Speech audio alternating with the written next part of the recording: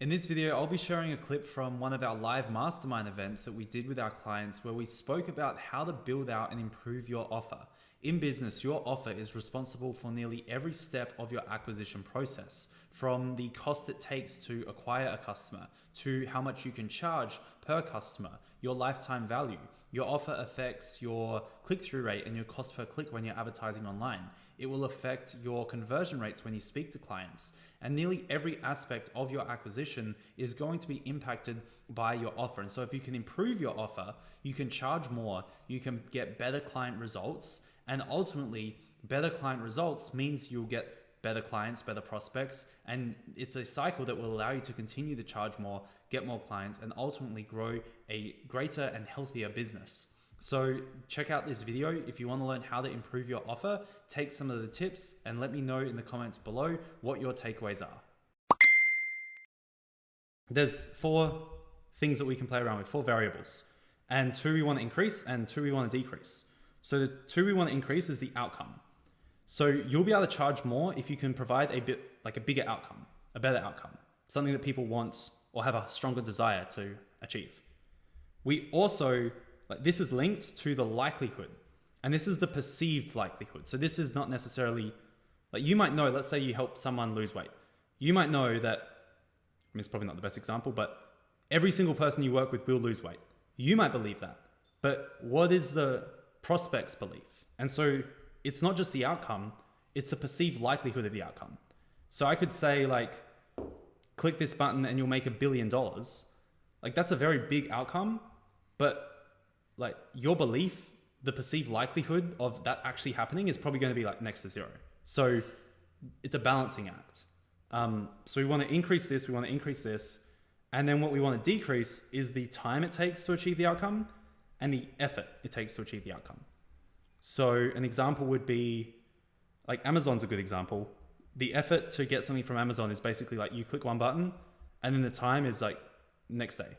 So that's really good versus going to the shops to buy something. You need to get in the car, drive there, find a park, get out, go through the aisles, find what you're looking for, go to the checkout, pay, get back to the car, load up the car, drive home, unpack it. That's a lot of effort and time. And so that's why Amazon is more valuable than going to the shops, for example. And then their likelihood is almost guaranteed. So understanding these things is how we can improve the offer so that we can decrease the CPA, cost to acquire a customer, and increase the lifetime value. So we're going to go through those 4 areas and we can go through questions as we go. So the first step is increase the outcome. So this is something that we spoke about a bit at the last event. There's 3 things when it comes to this. It's the who, the what, and how. So what you should do is think about your prospects and ask yourself, what is the dream outcome that they are looking to achieve? If there was one thing you could help them achieve, that would be the best thing they could do. What is that? Because that's the outcome. But to make that more specific, again, if I just said click here and make $1 billion, it's not very useful, because it's not believable and it's not specific. Another example would be, again, weight loss. If you just help everyone with weight loss, it's not a very clear outcome. So we want to first of all get really clear on what are we actually trying to help people achieve. And the things we can ask is who, what, and how. And so for the who, the more specific the who, the better. An example would be, going back to weight loss, if you just help everyone lose weight, that's not very good because it's just so broad. So if you could get more specific on who we're trying to help, maybe it could be people before their wedding. So now you help people lose weight for their wedding. So by doing that, the desired outcome is going to be stronger because it's not just I help everyone with weight loss. It's I help people get ready for their wedding and be fit and healthy for their wedding, right? So that's an example of the who. The next one is the what. And so changing what you do, not necessarily changing what you do, but changing how you explain what you do. So to help people lose weight for their wedding, you might write diet plans, right? And so The what is a diet plan. But again, that's like, are people really going to pay that much for a diet plan? Maybe not. So the what might be like 6-pack abs, right? And so like the way you do it is like, it's still doing this, but you're changing what you're focusing on. We're not just like making a diet plan where like what we're doing is getting you 6-pack abs, right? Or it could be like fit in that wedding dress or something similar to that. And so they're kind of the differences between like what most people focus on the what, but they don't really look at like what is underneath that, right? So yes, it's diet plans, but why? And you can go deeper. And for all those things, you can ask why a few times. Like why does someone want to lose weight for their wedding? Why does someone want a diet plan to get 6-pack abs, right? And then the final one is the how. So this is like how you do it. And a good example is like, let's say you sold like healthy food. And so you just sold like vegetables. That's like the how. Like this is how I'm doing this. I'm selling vegetables. But if you look at a company like HelloFresh,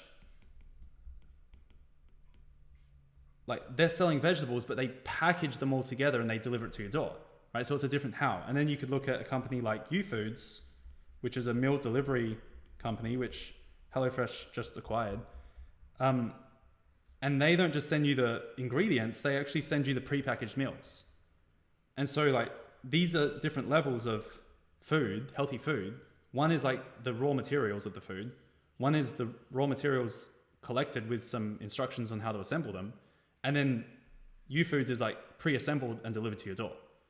So by changing these different variables, we can improve the outcome. Yeah, does that make sense? So with this, we basically want to look at like with your prospects, what is their dream outcome? What do they want to achieve, right? And it's not like a diet plan in this example. It's like having 6-pack abs for their wedding. And then we could look at how we help them achieve that. And it could be like meal delivery. Like this is just an example. Obviously you tailor it to you, but going deeper where it's just like, I help everyone with weight loss versus like, I help like men get 6-pack abs for their wedding by delivering their meals so that they don't need to worry about it. Like what you could charge for those two things are going to be vastly different because we're getting clearer on the outcome. Make sense? So Connor, can you hear me? Yes, sure can. Hi, yeah. Could I float you what I've got and see how I can improve that? Because I don't know if I've completed all the ones, but I help self-motivated, time-poor mums create healthy and sustainable habits so that they can feel sexy, healthy and vibrant without compromising their milk supply or giving up their comfort foods. Is that too much? No. That's a lot of words. It's a bit wordy, but like what you're like, it's very, very specific. So like, it's a very clear outcome and you've got like the who, you've got the what, and you've got the how. Yes. So it's quite good. Yeah, the only thing is the amount of words, but like in your mind, the idea is like really clear. So that's a perfect example. It's not just like, I help people with weight loss. You know, it's a very specific thing. So that's like a very good example. Yeah. Yeah, you might just want to like reword it in a few less words, but overall, like what you're doing is, yeah, that's really good. Okay, thank you. You're welcome. Cool. So that's the outcome. Is everyone clear on that? Yes. Cool. So the next thing is the likelihood, right? So you can say like that the outcome's really good, but does the prospect believe it? So with the likelihood side of things, there's 4 variables that we can play around with. Your price, what you charge, the specificity, which kind of ties into the outcome, but there's a few other things that we'll cover. Bonuses and guarantees. So the first one here is the price. And so there's like a famous study where basically it was like a blind taste testing for wine. And they had one bottle of wine that was like, they pulled the label off, but they said this one was a low price, let's say $10. This bottle of wine was a medium price, let's say $50. and this one was $100. And it was like a blind taste test. They asked people to taste and rate the wines, but the people tasting them knew the price, right? So one was, I don't know the exact numbers, but let's say it was $10, $50, and $100. The feedback was that the low price one was bad, the medium price one was okay, and the high price one was good. And so that kind of makes sense, because if you charge more for something, like, this should be best. But the catch was, these were all the same bottles of wine, like identical. And so just because the person drinking it perceived it to be more valuable, in their mind it was. And so they actually thought it was better because it was more expensive, even though it was exactly the same. And so understanding that and how pricing works, people perceive value based on price. And so, like, you can have a great offer like this, but if you're not charging something that gives people confidence that it is good, they're not going to think it's good. And so there's like a lot of different studies that are similar to this, but basically, like, the more you charge, the higher the quality of the prospect, and also the higher the quality of the product, even if the product doesn't actually change, because people see it in a different way. And so there's kind of like this feedback loop, and this is like how your pricing works. You've got the perceived value, and then that perceived value is going to affect the emotional investment, excuse my handwriting, which is going to improve the or affects the prospect quality, which is then going to impact the results. So if you charge like not much, the perceived value is going to be low, so negative. And then the emotional investment is going to be low, so negative. And then the prospect quality is going to be low because you're not charging much, so it's negative. And then the results that they experience because of that is also going to be negative. And then that's going to lower the perceived value, and you're going to it's going to lower your perceived value of self because you're not attracting good people. They're not like enjoying it. They're not getting good results. And it's this like negative flywheel, and it gets worse and worse and worse. On the other hand, if you increase your price, then the perceived value of what you offer is higher, just like the wine. The emotional investment in your prospects is higher, so they value it more.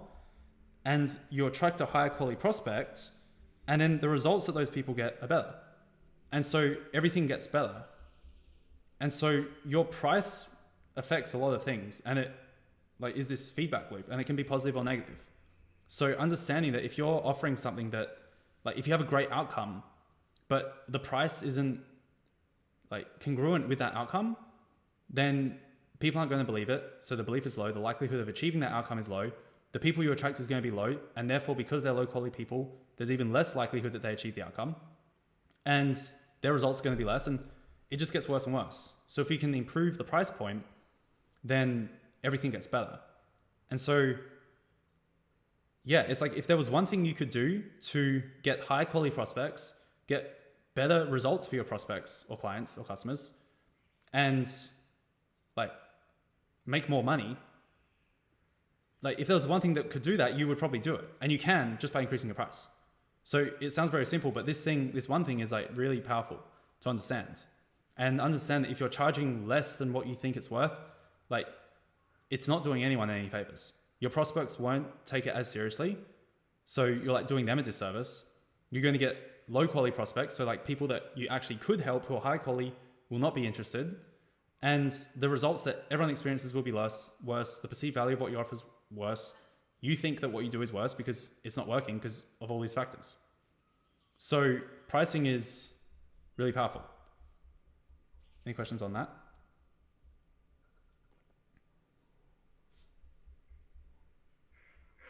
Cool. So yeah, the quote that I'll repeat is that increasing the quality of the prospect increases the quality of the product. And you can do that by doing your price. So it's important to increase the quality of your product, but if you can increase the quality of your prospect, that will also increase the quality of your product by default. And that comes from having a good price point. So the first way to achieve the likelihood of success is your price. The second way is specificity. So an example would be if I said to you, like, I help you with weight loss and you'll lose weight one day versus you'll lose 13 kilos in the next 6.5 weeks. What one are you more likely to believe? The second one, because it's specific, right? And so adding specificity into your offer will increase the prospect's believed likelihood that they achieve it or that you will deliver on what you're saying. So that can be time, so how long it's going to take, being specific on that, or also like a specific outcome. And that goes back to the offer as well, not just like lose weight, but like six-pack abs. So if you could help someone get six-pack abs in 8 weeks, for example, now it's more specific and they believe it more. And so that's going to increase their likelihood of believing that it's possible. Make sense? Cool. The fourth one, so we've done price, we've done specificity. The next is bonuses. And so the way bonuses work is, let's say you've got an offer, and let's say you offer one thing, right? This is your offer. You probably do a lot of things in that offer that's not just one thing. And so if you can like break it up into these different chunks, it's still the same thing, but you break it up, then you can position your offer in a way that is more valuable. So let's say an example, I'll just stick with weight loss because it's like simple to understand. Let's say you offered weight loss and it was $1,000 and that's how you position it. Well, if you could break that up into like, I'm going to offer you like complete food and diet for $1,000. I'm also going to give you like as a bonus, all your workouts. I'm also going to give you like support and coaching as a bonus. And I'm also going to give you, what else would you do? Maybe like supplements. You can break up your offer into these different things and you add these bonuses so that it is more like perceived higher value. And by doing that, again, the believed likelihood of achieving the outcome is better because they're like, you know, I'm going to help you lose weight by helping your diet. When you offer something to someone, they're going to have doubts. They're going to be like, well, what about this? What about this? What about that? And so if you can deconstruct your offer so that you have these bonuses that like resolve those what abouts, then it's going to build trust and confidence. So if I'm like, I'll help you lose weight with your diet, you'll be like, well, what about my workouts? If I'm like, well, I'm also going to give you a bonus if I'm going to give you your workouts. And you'd be like, well, what if I get stuck? Well, I'm also going to give you a bonus of support. And you might be, okay, cool. But like, what if, like, do I need supplements? What about that? And then that's a bonus too. So you overcome the prospect's concerns by simply breaking up your offer from this one thing to multiple things. And by doing that, you're adding trust and credibility. And a real key to like making this work really well is if you can make these bonuses like perceived as value or more valuable than the main thing.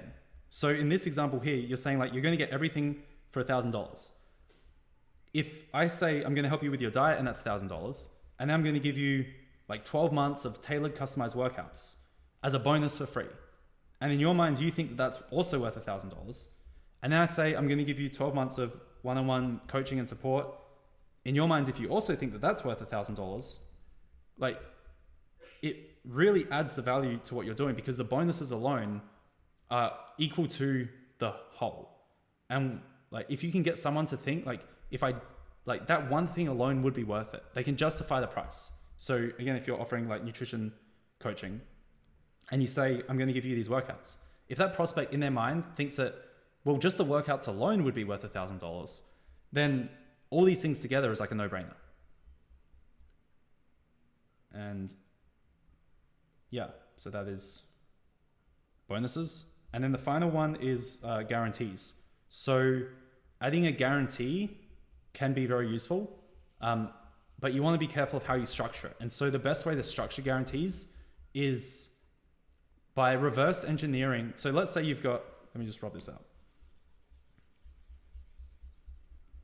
So let's say I'm just going to use